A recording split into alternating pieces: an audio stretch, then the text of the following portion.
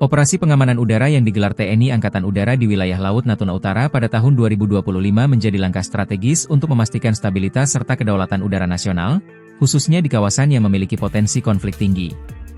Kegiatan patroli udara tersebut dilaksanakan oleh unsur Skadron Udara 1 dari Lanut Supadio, yang didukung penuh oleh Lanut Raden Sajat, RSA, sebagai pangkalan garis depan di wilayah Kepulauan Riau. Lanut RSA menyediakan berbagai fasilitas pendukung, termasuk logistik, pengamanan area, koordinasi komunikasi, serta layanan medis dan teknis di medan operasi.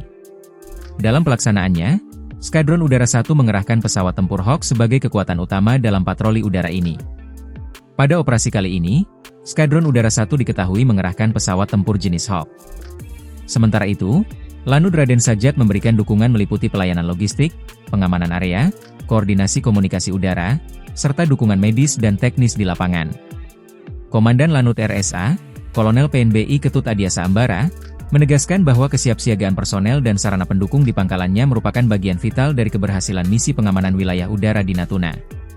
Meningkatnya tensi kawasan akibat insiden penabrakan antara kapal patroli Cina dan kapal penelitian Filipina di Laut Cina Selatan, serta masuknya kapal asing asal Vietnam ke wilayah perairan sengketa, telah memicu respons cepat dari dua matra utama TNI.